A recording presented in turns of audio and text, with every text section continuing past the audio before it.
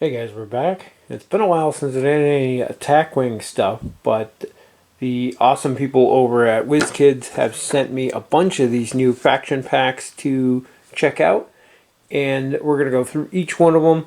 Had to start off with the Dominion one here for the Cardassian Union. Everybody, if you watch the channel, know Cardassians are one of my favorites. So we're going to get right in and take a look at this. It's basically everything you need to start out as a specific faction all in one box. There's a bunch of stuff in here. And the only thing I wish is that they had put maneuver templates and stuff in here so you could buy these as a starter. So you still need a starter in order to play the game, but these will get you started on a faction of your choice. And like I said, this time we're going to be looking at the Cardassian Union Dominion faction pack, and we're going to get right in and take a look.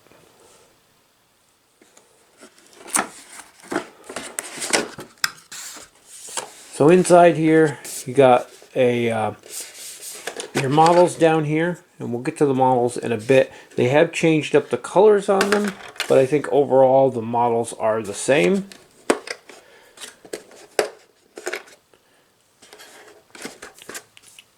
We're going to get all these tokens and things punched out and take a look at it, but you get 2 sheets of tokens. We have our card pack here. We have our pegs and the hubs for the dials. And then finally our bases. And there's a look at everything that comes in the pack all laid out. We have our 4 ships, the 4 maneuver dials, all the shield tokens, the various captain tokens. We have all the different reminder tokens. These are new. They have images on them. They used to actually have like a reminder text of what the ability actually was. Maybe that changed a while ago, but that was new to me. We have all of our ship cards. These are all of our upgrade cards. We have our maneuver cards, and then there's 2 new scenarios that come in here.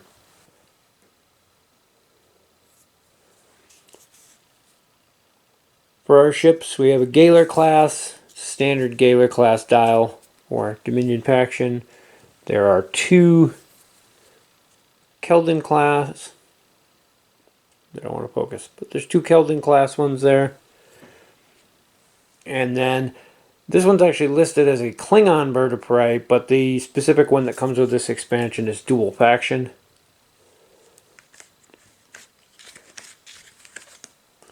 For their actual maneuver dials, I don't think anything's changed on these. The Keldon's a pretty speedy ship in a straight line, and somewhat maneuverable for its size, though the 3s there are red.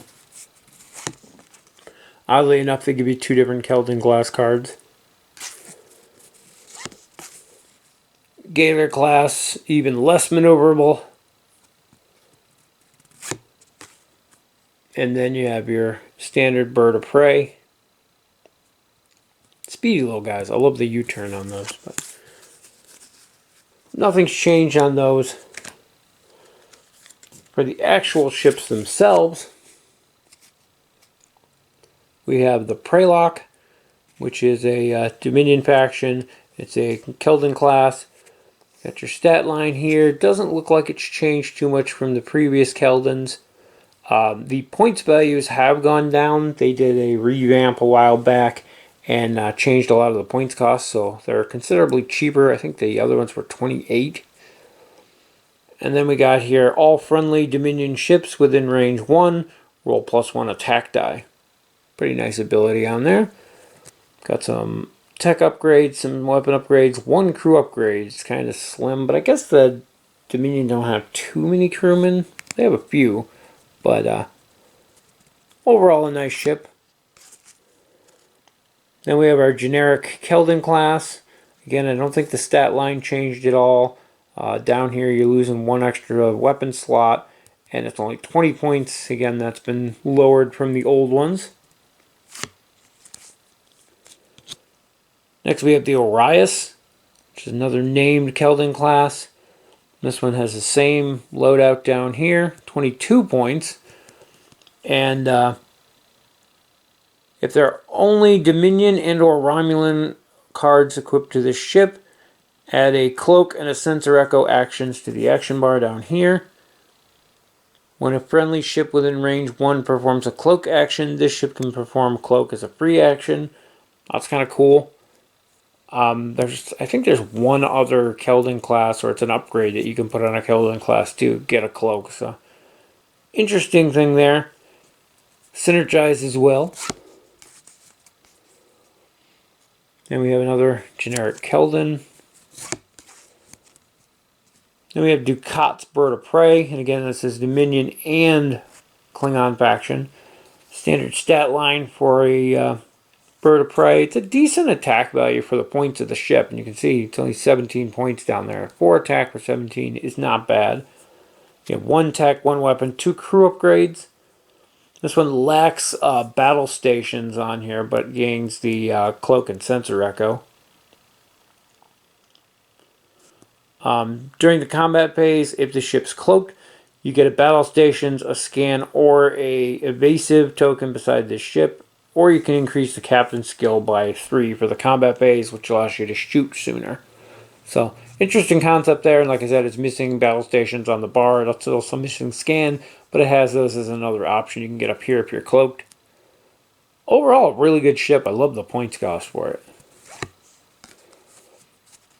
Then we have our standard Bird-of-Prey. And I'm not sure what changed on there. You lost a crew slot. You lose a crew slot. Basic points. I'm loving these cheaper generics, so you can actually swarm ships. Be interesting. A little fragile with 2 shield, 3 hull. But... And we have our Vetar, which is the Galor class. And I love the rounded stats on these. I've always loved the Galor. My main army I used in one of the, or fleet that I used in one of the tournaments was a bunch of Galors together. So the huge fire arc on them combined with their decent stats. You got a tech upgrade, weapon upgrade, 2 crew upgrades, 22 points. Again, missing battle stations on here. But as an action, all other friendly Dominion ships within range 1 to 2 may perform an action on their action bar as a free action. So that's pretty cool. And then we just have our generic Galor. Again, drop the points cost here. Lose 1 crew slot on there. Still a really nice ship. As I mentioned there, the Keldons do have 180 degree front arc, which is nice, as does the Galor. I've always been a big fan of those large arcs. Allows you to fly basically sideways by someone and shoot anything off to the sides. So if you can crisscross 2 ships, you pretty much have a huge fire arc, and that's been my main strategy using them. Bird-of-Prey has your normal standard 90 degree front arc, but also has a 90 degree rear arc, which is nice. While I'm looking at these, the ships themselves have been upgraded with these new paint jobs. It's kind of a orangish gold. It's a metallic, which doesn't show up too much on the camera. They've also added these windows. I don't remember these windows being on my previous models. Those are your Keldon class. The Galor class got the same treatment. Again, that orangish gold metallic. And the windows. I don't know if I like the windows on there. They just look weird to me. And then the Bird-of-Prey as well got a new color change to it. It's kind of a silverish copper, I guess is the best way to call it, metallic. And it's much lighter than the reprints for the Klingons that came out with the metallics before.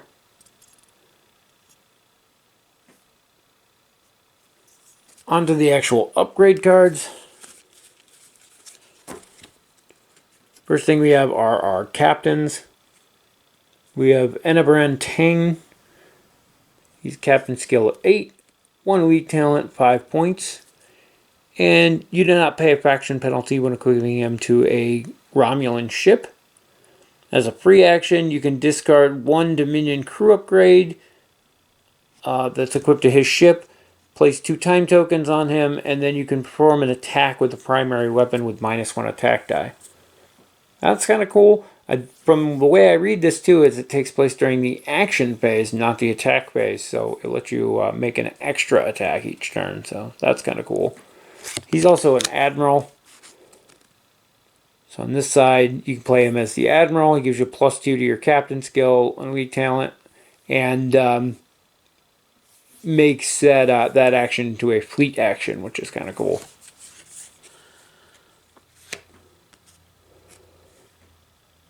Next we have Galor. He's a captain skill of 4, 2 points. During the combat phase, target all friendly ships within range 1. Place all auxiliary tokens beside all of the target ships beside this ship. Let you basically grab all the auxiliary tokens from your fleet and move them over to his ship. Be cool if you put him on a ship, I think it was the Teeny Prize? Or one of them that ignored the effects of auxiliary tokens. So that would let you like pile them all on there and take them off your other ships. Interesting, but the range 1 is your big limitation on there, and he's only captain skill 4. Next we have Taran. Captain skill 6, 1 elite talent, 4 points. As an action, choose a faction and target all friendly ships within range 1 to 2. If the target ships roll +1 attack die and +1 defense die against ships of the chosen faction this round, he's really good, especially in the groups that I play with, because a lot of people play faction pure builds. So you climb the faction they're playing, and your ships are going to gain that +1 attack and +1 defense, which is really nice. So range 2 isn't too hard to keep ships in. Put him in the middle, put ships on, flanking him on either side, and I think I can build some interesting things with him. Last we have is Ducat. And see here, he can only be in a Dominion fleet, or on a Dominion ship, I mean. He's captain skill 8, has 2 elite talents for 5 points.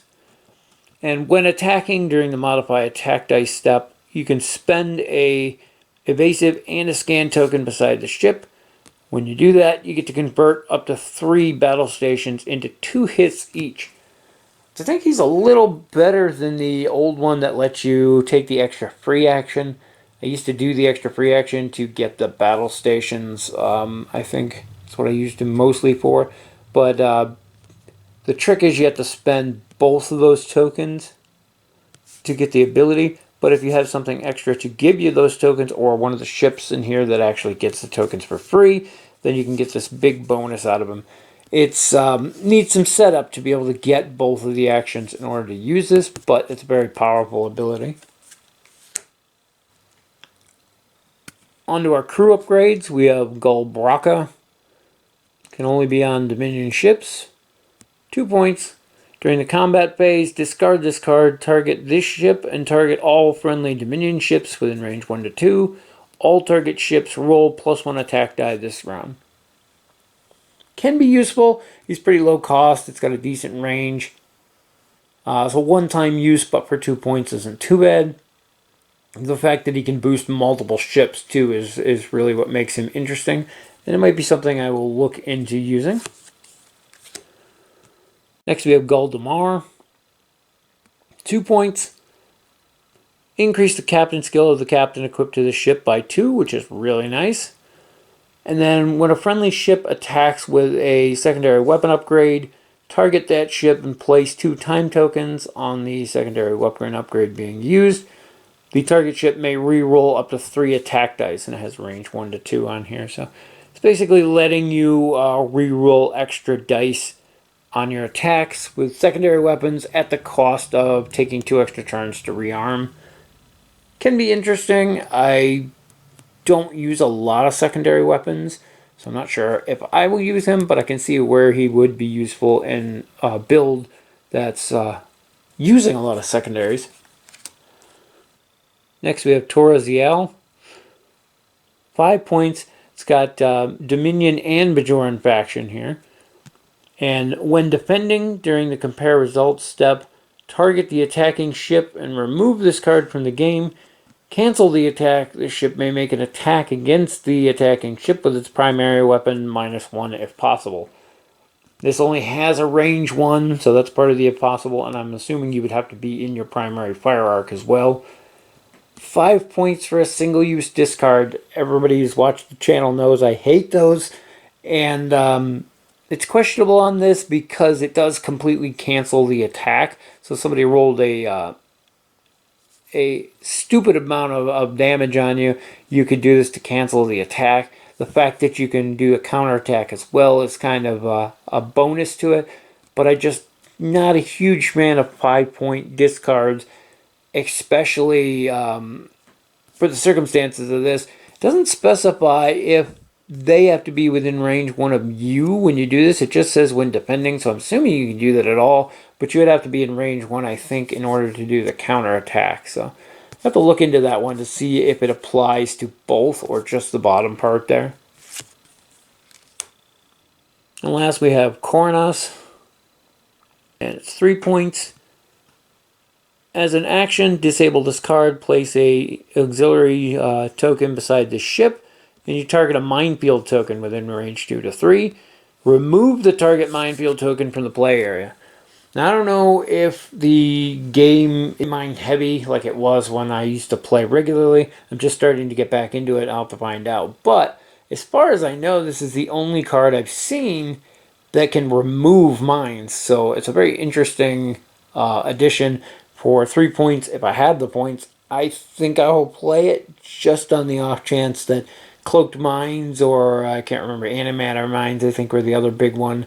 Those are still around, so definitely worth it if you have the extra points to squeeze it in, and people are using mines. We have 3 elite talents in this pack. The first one here is the Obsidian Order, which can only be used by Dominion. It is 5 points. Each time an opposing ship within range 1 to 3 here spends a battle stations, evasive, or scan token, you get to place a token of that same type beside your ship. This plays good with the new Ducat, in that you can get the extra tokens on there in order to trigger his ability. I really like that one. 5 points is a bit steep, but the fact that it can be used every turn as long as there's a ship within range 3 of you and it's using one of those abilities, you're getting free actions out of it, so it kind of pays for itself.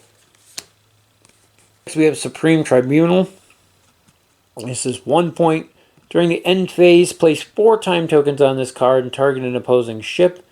Place an auxiliary token beside that ship. It's got range 1 to 2. The ability to put auxiliary tokens on opposing ships can be detrimental to them. It can force them to pull a green maneuver, and I'm going to remove that in order for them to pull off whatever ability or combo it is that they're trying to do. You can force them to not do a red maneuver. If they were planning on doing something, they can no longer do that. So it really can throw a wrench into their plan. And it's interesting. The only downside is that it happens at the end phase, so their next planning phase, they can compensate for it, so you can't really throw them off by waiting until they perform a red maneuver and then throwing the auxiliary on there and screwing them over. They get a chance to react to it, but still, it's a nice thing. It can help you control your opponent. And last we have Interrogation. 2 points. During the planning phase, discard this card and target a crew upgrade equipped to an opposing ship within range 1. Place 3 time tokens on that crew upgrade. Be nice against combo heavy builds, some of the Federation builds where they use a lot of different crew together to make really sick combos out of it. You can shut that down by delaying one of their crew for 3 turns. It's interesting 2-point discard, not horrible for what it does. The big downside here is that range 1, you've got to be right on top of people to set it up, but it could be interesting and useful in the right situations. Next we have our secondary weapon upgrades. The first one here is multiple dorsal arrays. This one can only go on a Galor class ship, Has a 360-degree arc. It's 3 points. Attack value of 3. Range 1 to 3. As an attack, place 2 time tokens on this card and target an opposing ship. Once per round, if you hit an attack squadron with this, you can perform an additional attack against the same target. Similar to the old dorsal arrays, I think the difference is you're getting a time lock on this as opposed to the other one that I might have disabled. It's been a while, I don't remember.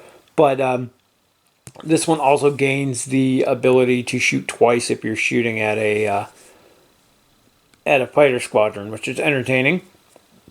Overall, it's a decent weapon, though. The Galor's main weapon is a 4, so it basically allows you to shoot in any direction at a 3. So, not horrible. Just can only be used every other round or so, thanks to the time lock, but not bad. Next, we have Enhanced Resonance Field Grid. 2 points. When attacking with the ship's primary weapon during the deal damage step, discard this card, select one uncancelled hit. Deal the selected hit to the defending ship's hull. This one I'm not too sure of what it's supposed to accomplish. I guess if you got a ship that's got massive amounts of shields, this can bypass the shield basically and deal 1 hull. If it was a crit, maybe. I just don't see where it's that useful as a discard, 1 use just to make 1 hit bypass a shield. Maybe I'm missing something. Somebody will point it out. Maybe there's something new out there that I'm not familiar with, but it just doesn't seem worth it to me when there's other options out there. And the last one we have here is the Phase Disruptor Array. This can be used on the Galor or the Keldon. 2 points, range 1 to 2. When attacking with the ship's primary weapon during the modified attack dice step, if the defending ship is within range, place 3 time tokens on this card and spend the ship's target lock. You can re-roll any of your attack dice up to 2 times. So basically, you're trading. You got this card on here. It's going to be disabled for 3 turns on here. It's only got a range 2, but if the ship meets that requirement is in the range 2, your target lock will let you re-roll twice instead of the normal ones.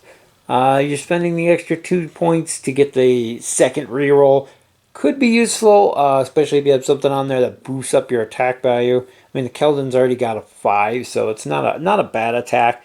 Being able to reroll twice will definitely help you out. But you have to set it up. You have to already have the target lock. You have to already be within range 2. And it's going to be delayed for 3 turns before you can use this again. It's useful. And I might give it a try on my Keldons just to see. But, I don't know. That extra reroll requires a lot of setup on there. Where you can just use a target lock and get a single reroll without having to worry about any of the other stuff. So, that's all up to you. Your mileage is going to vary on that one. Next we have our tech upgrades. First one here is Sensor Ghost. 2 points. When defending, discard this card. The attacking ship rolls -1 attack die. If the ship is not destroyed by the attack, it can perform a Sensor Echo as a free action using the 1. Even if it doesn't have Sensor Echo on its bar or isn't cloaked. So kind of an interesting one there. Gives you a little bit of more maneuverability and unpredictability basically, because you can jump that Sensor Echo allows you to move sideways basically. Using the 1, you're not going to move very far, but it might be able to enough to align you up for a shot or move you out of range for another enemy shot. So it could have its uses. 2-point discard isn't too bad. Yeah, it's a hit or miss on that one. Next we have Uridium Alloy. And this can be used on the Galor or the Keldon. For 1 point, when attacking during the modify attack dice step, disable this card, convert 2 hits into a crit. This one I can see being useful if you're hitting something that's got its shields already knocked down, obviously. But those criticals can do major damage. It's kind of a risky move, though, because some of the criticals don't do any damage at all. There's ones that damage systems or whatever. So, I mean, you're still getting the damage from the critical itself. But then you also have a chance of getting the ones that do extra damage or a warp core breach or something like that. So it's a trade-off, depending on if you want to do just 2 normal damage or 1 critical. The fact that it's only a disable means it can be rearmed and reused for 1 point. Sure, I'd say take it. If the situation presents itself, it could be beneficial to get that critical in there. Next we have Type 3 Galor class. Can only go on a Galor class. Imagine that. 4 points. Replace the shield value of the ship with its printed value as a shield +2. So that modifies your base stat. So if anything else goes off of that, like bonuses and things, this doesn't count as a +2 to your shield. It actually counts as your shield base being +2 higher. This makes a difference because of the rule of 3. It doesn't apply when this is moving the base stat. So this doesn't count towards that. So you can go another 3 on top of this, which is nice. For 4 points, it seems pricey, but at the same time, the old points used to be, every point on your stat line used to be 2 points. So 2 shield would cost you 4 points. Really all it's taken up is a tech slot. So might be something I'd be interested in trying, just to make the Galors a little bit tougher. And unfortunately, at this point in the video is where I lost the rest of the data due to a catastrophic drive failure. And I lost this in a couple other videos, so it's kind of frustrating. But I already had everything mixed into my collection, so I didn't dig it all back out to lay everything back out on the table. But I'm going to re-record what's left and what got lost of the video. Starting off with our final tech upgrade here. The Legion crew module. It says Dominion only, 2 points, and it adds 2 crew to this ship's upgrade bar. So basically you're trading a tech upgrade for 2 crew upgrades. This will allow you to put extra crewmen on a ship, or if a ship doesn't even have a crew slot, this will allow you to get some crew on there. The Cardassians don't have a ton of crew, but I think the Jem'Hadar have a few, the Brain have a few. They're all considered Dominion, so they can be used for that. Overall, it's a decent upgrade if you're just looking to get an extra slot somewhere, or if you need some on a ship that doesn't have any at all. Then the only thing left was our 2 missions. First one we have here is the Secret of the Aria sector. And this one is about the Obsidian Order, the hair on there, about the Obsidian Order protecting a system. And you have the Obsidian Order zone up here. It's 60 points, including at least 1 Cardassian Keldon class, versus 40 points of Federation with exactly 1 Federation ship. The Federation starts down here. The Obsidian Order starts up there. Your goal is to get the Federation ship into this Obsidian Order deployment zone. You have to do a scan action, which is on the next page here. You do the scan to roll 3 attack dice. If you get at least 1 battle station, you should put a token on your deck, or on your ship. You need to get 3 of those in order to win as a Federation, and then escape off that south side of the map again. Where the Cardassians just have to blow up the Federation ship to win. They also have a cool ability where if they're affected by a opposing effect, they can take a auxiliary token to negate the effect. And then the objectives are on the back here. Destroy the Federation ship, or get 3 mission tokens and then escape. So that's a cool one. It's a play on an episode of DS9 where the Aria sector had the big satellite network of turrets, which was kind of cool. And then our final mission is the Simpler Times. And this involves Ducat, where he's stolen his Bird-of-Prey and he's testing it out. And you're going to go 60 points, including exactly 1 Klingon Bird-of-Prey or Burrell class with Ducat as its captain, versus 50 points that must be at least 2 ships, and everything on them must be Klingon. And Ducat's going to start on this end. The Klingons are going to start here. The objectives to it are that the Klingon ships, if destroyed, get to respawn, pick their deployment zone where they're going to respawn, and they come back with everything that was on the original thing, minus anything that was discarded or removed from play. And then Ducat has the fly it like you stole it. I love that. And at the beginning of combat phase, he can either take a action from his action bar as a free action, or a maneuver on his maneuver dial with the speed of 1 or 2. So that's kind of cool. And the goals here are Ducat needs to kill at least 2 Klingon players and escape through the south edge of the map. And the Klingon players just need to destroy Ducat's ship. So that one's pretty cool. I can't wait to try that one out. It sounds like a blast. And that's a look at everything that comes in the expansion, the Dominion Faction Pack, Cardassian Union.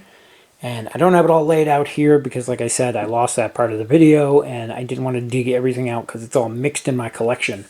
But you can see everything laid out at the beginning of this video. Overall, I think it's a pretty good box set. It's a great starter for Dominion faction, especially if you're into the Cardassians. You got the 2 Keldon class ships, which are nice heavy hitters, good all around. You've got the Galor, which is your average, good at everything. And then you have your fast maneuvering Burrell. The 4 of them together make an excellent team that comes with a good variety and selection of upgrades and things to make them even more formidable. You don't get any Dominion ships in the starter packs, so you're starting from scratch with this, and I think this gives you a pretty good base if you want to pick up some of the other Keldon class or Galor class ships to round out and get some more upgrade options. That's a possibility out there depending on what you want to do.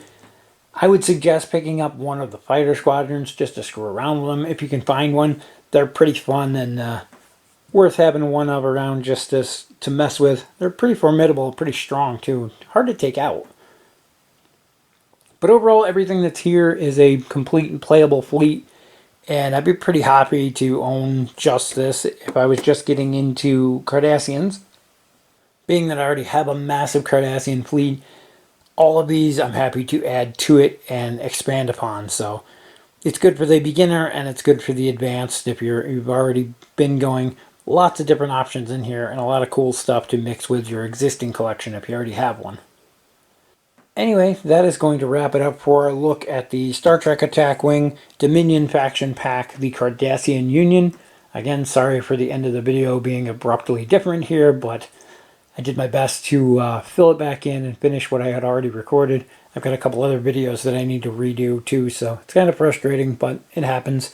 Looking at a new camera and some new equipment to prevent this from happening in the future. And hopefully it won't happen again. But as always, thank you guys for watching, and we'll see you in the next video.